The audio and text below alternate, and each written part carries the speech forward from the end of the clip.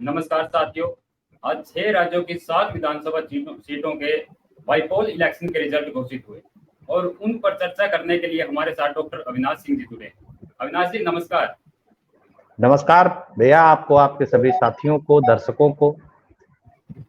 अविनाश जी, जब से bypoll election के रिजल्ट घोषित हुए, खासकर से हम यूपी की घोसी विधानसभा सीट की बात करें तो हमारे कुछ यूट्यूबर साथी नरेंद्र मोदी जी को कुर्सी छोड़कर राहुल को सत्ता सौंप देनी चाहिए, इसी उतावलेपन में है।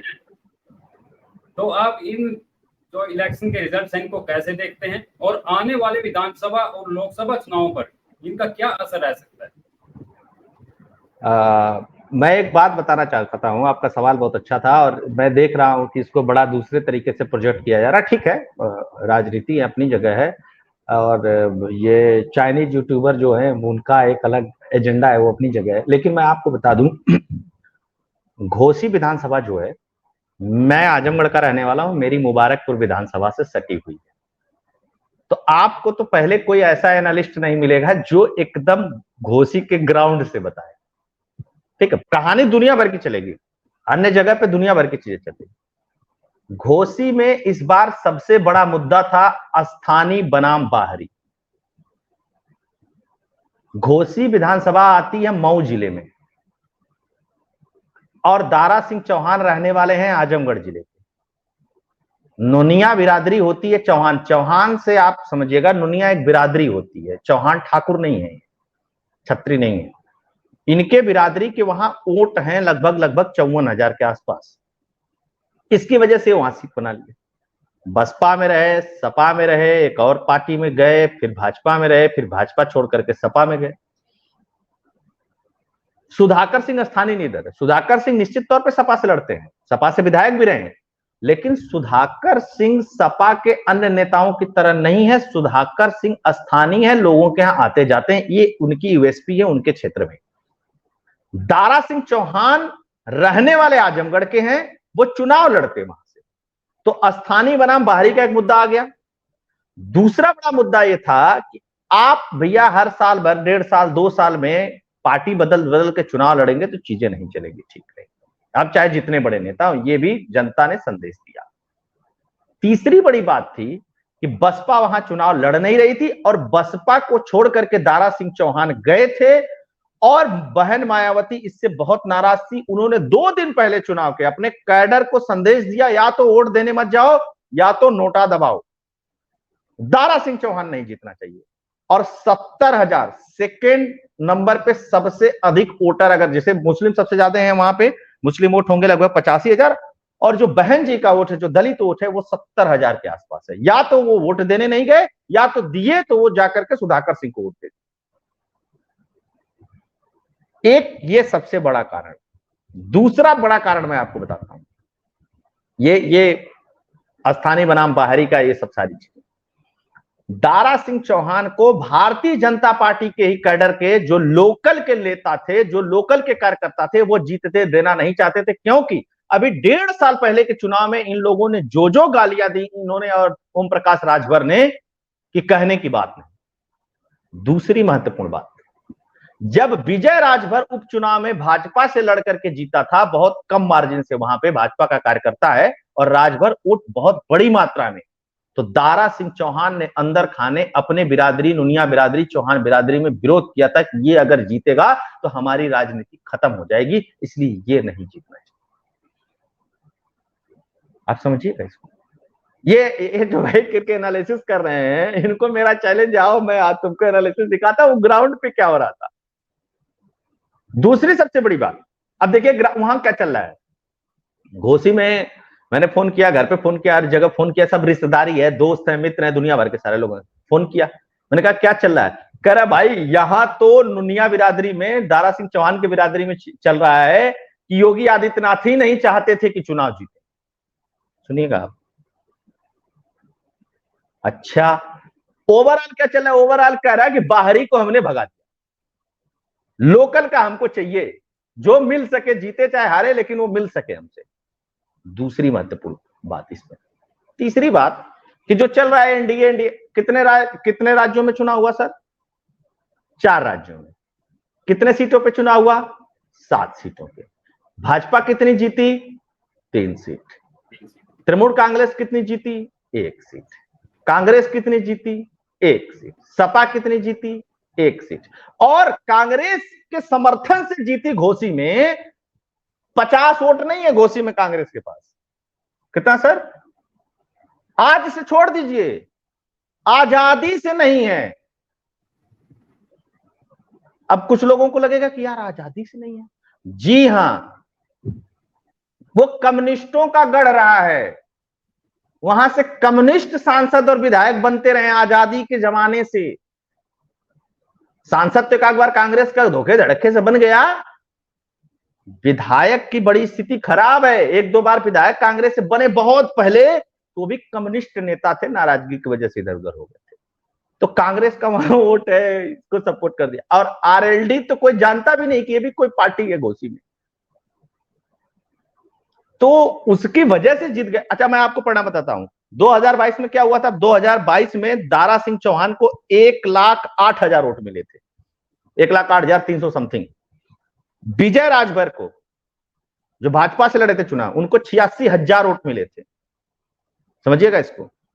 और वसीम इकबाल जो बसपा से लड़े थे, उनको 54,000 वोट मिला था। तो कुछ मुस्लिम वोट मिला था और दलित वोट मिला था वसीम को 2022 के चुनाव में। 54,000 वोट पाया था वो व्यक्ति बसपा वाला, ठीक है ना। बाकी और सब लोग थे और किसी का कोई वहां नामो निशान नहीं था। अब इस चुनाव में क्या हुआ है साहब? इस चुनाव में सुधाकर सिंह को 1,24,000 वोट मिला है। और तब ओम प्रकाश राजभर भी था सपा के साथ, समझिएगा इसको। 1,24,000 मतलब 1 साल में कितना वोटर बढ़ गए भाई वहां पे। और भाजपा को 81,000 82,000 वोट अभी भी मिला है। तो जानते हैं क्या हुआ? वहां सबसे बड़ा इंपैक्ट क्या किया? एक स्थानीय बनाम बाहरी, और दूसरा मायावती का अपील करना कि दारा सिंह चौहान हारना चाहिए, इसके लिए जो करना तुम लोग करो। और चूंकि बसपा का कैंडिडेट चुनाव नहीं लड़ रहा था, यह है वहां के हार का सबसे ओरिजिनल कारण। और इसमें न अखिलेश यादव की जीत है, न योगी आदित्यनाथ की हार है, न इसमें कोई चुनाव मैनेजमेंट है, न फलाना है, न ढिकाना है। जितनी कहानी है वो सिर्फ कहानी है, ये हकीकत नहीं। डेटा नहीं ना झूठ बोलेगा सर। लोकल का आदमी झूठ नहीं बोलेगा ना। आप जाके स्थानीय घूमेंगे, आपको पता चल जाएगा वहां क्या कहानी है। अच्छा, घोसी में पिछली बार कौन जीता था? सपा ही जीती थी ना। भाजपा की तो सीट नहीं थी, वो सपा की सीट थी। सपा फिर दोबारा उपचुनाव में जीत गई। तो ये पूरा का पूरा चुनाव सुधाकर सिंह वर्सेस दारा चौहान, मायावती वर्सेस दारा चौहान, यही हुआ है। और यहां कोई अन्य कारण नहीं है, कोई कारण नहीं है। तो ये है वहां की कहानी। अच्छा, आप बताइए, चलिए ठीक है, या तो मान लीजिए पीस पार्टी वार्टी भी और छोटी मोटी लड़ी थी, 1,000 2,000 1,500 वोट पाई थी वो, जबकि एक दमदारी थी उनकी। बागेश्वर सीट जीत गई भाजपा, भाजपा की थी, भाजपा जीत गई। 24 के चुनाव में कौन सा इंपैक्ट पड़ जाएगा? अच्छा बताइए, मध्य प्रदेश में पिछली बार किसकी सरकार थी? जब लोकसभा चुनाव होना था तो मध्य प्रदेश में किसकी सरकार थी सर? कांग्रेस की थी। कांग्रेस की सरकार मध्य प्रदेश में पिछली बार थी, तो कांग्रेस लोकसभा में कितनी सीट जीती थी? 1 सीट कमलनाथ के बेटे वाली, छिंदवाड़ा की, वो भी ले दे करके जैसे तैसे। सिंधिया जैसे धुरंधर राजा राज परिवार के लोग भी चुनाव हार गए थे, वो भी अपने एक साधारण से साथी से। अच्छा, राजस्थान में किसकी सरकार थी? कांग्रेस की सरकार थी, वो भी 1 सीट नहीं जीत पाई। कर्नाटक में किसकी सरकार थी? कांग्रेस की सरकार थी जेडीएस के साथ, 2 सीटें, 1 seat Congress 1 seat JDS. Lok Sabha चुनाव का इस विधानसभा के उपचुनाव से मतलब है, अगर विपक्ष इसी से खुश है तो ठीक है। लेकिन यहां एक काम और हुआ, ओम प्रकाश राजभर के लिए संकट की स्थिति उत्पन्न हो गई। किसी ने मुझसे पूछा क्या हुआ, मैंने कहा ओम प्रकाश राजभर 2024 के चुनाव में लोकसभा के लिए जो 3 सीटें मांग रहे थे नेगोशिएशन के तौर पे, वो कट गई। राजनीति जैसी होती है, अगर जैसी दिखती है वैसी होती ना भाई साहब, तो बहुत आसान होती है। राजनीति जलेबी की तरह होती है। जितनी बढ़िया चाशनी बनाओगे, जितना बढ़िया मैदा फेंटोगे, जितना अच्छा खमीर उठेगा, उतनी अच्छी राजनीति होगी। मतलब जलेबी और राजनीति को एक तरह, राजनीति 360 डिग्री एंगल का, 90 डिग्री एंगल, 180 डिग्री का काम नहीं है। राजनीति राजनीति बहुत दूसरे तरीके से होती है। आप एक उपचुनाव से मोदी को हराने लगे, गजब हाल है भाई। ये भी एनालिसिस हो सकता है तो ठीक है, फिर तो हम कर ही कह सकते हैं। है ना। अभी कर्नाटक जीते हैं ना भाजपा, कांग्रेस, भाजपा आ रही है ना। लोकसभा चुनाव में इससे उलट परिणाम होगा, मैं आपके चैनल पे ही कह के जा रहा हूं, बता रहा हूं सर। मुझसे बहुत लोग पूछे उस चुनाव में क्या होगा, मैं तो स्क्रीनशॉट दिखा दूं, खैर इस समय मोबाइल दूर है थोड़ा। मुझसे लोग पूछते थे, मैंने कहा दारा सिंह चौहान को हारना है। लोग पूछते थे ऐसे कैसे, हमने कहा बिल्कुल हारना है यार, वहां स्थानीय बनाम लोकल बनाम बाहरी का मुद्दा चल रहा है। और बहन जी ने कह दिया काम खराब है इनका, क्या जबरदस्ती पूछ रहे हो इसके बारे में। त्रिपुरा की 2 सीटें भारतीय जनता पार्टी ने जीता। झारखंड में झारखंड मुक्ति मोर्चा की सरकार है, उसने जीत दर्ज कर ली। कांग्रेस एक सीट जीत गई, जो कांग्रेस की ही अपनी सीट थी केरला में। क्या हो गया, इससे क्या फर्क पड़ गया। मतलब हमको नहीं समझ में आया कि लोकसभा चुनाव इससे कैसे कंबाइंड हो गया। INDI अलायंस कहां कंबाइंड हो गया। अच्छा आप बताइए कि कलकत्ता बंगाल की सीट का क्यों नहीं हो रहा है। बंगाल की सीट पे तो कांग्रेस और वामपंथी एक तरफ थे और ममता बनर्जी दूसरे तरफ थी, तो अलायंस कहां बना। केरला में भी ऐसा, केरला में भी ऐसा था। तो कौन सा अलायंस जीत गया, कौन सा अलायंस हार गया, हमको ये नहीं समझ में आया। ये इस बात को दर्शक भी समझेंगे कि आप कहने को कुछ कह लीजिए, बनाने को कुछ कह लीजिए। 7 सीटों में घोसी की चर्चा क्यों हो रही है। घोसी पे किसी ने भी चुनाव प्रचार किया, उसका कोई असर ही नहीं था जनता पे। चाहे योगी आदित्यनाथ ने किया, चाहे उनके मंत्रियों ने किया, चाहे अखिलेश यादव ने किया, चाहे वहां पे शिवपाल चाचा ने किया, कोई मतलब नहीं था। घोसी जनता कह रही है इसको भगाओ यार। ये हर जानते हैं पिछले 5 साल में 4 चुनाव हो चुके हैं वहां, 4 चुनाव हो चुके हैं भाई साहब, 2 रेगुलर चुनाव, 2 उपचुनाव। जनता त्रस्त है ऐसे नेताओं से।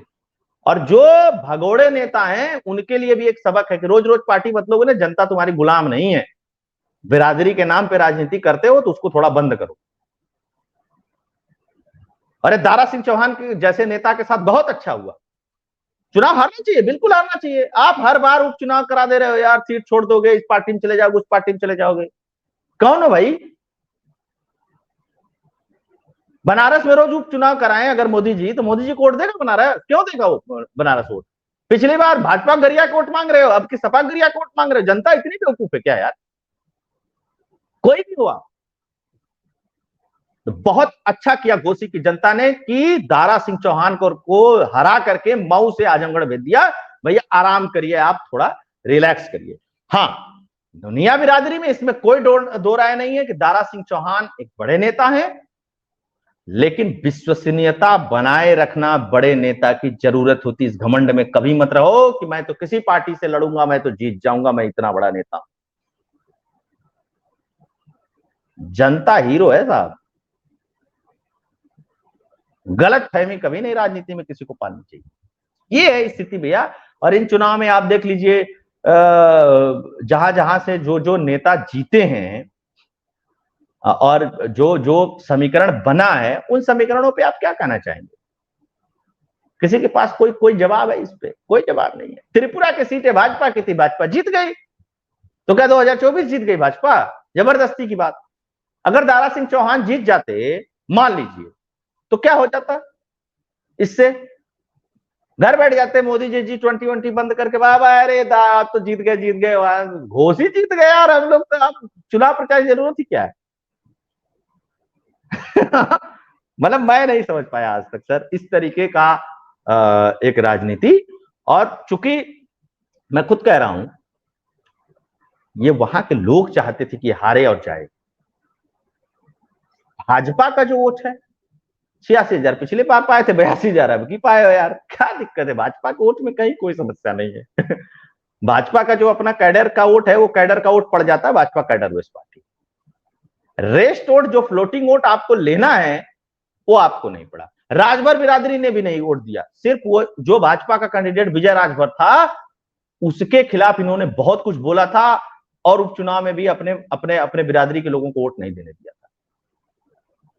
तो आप नहीं चुनाव लड़ोगे।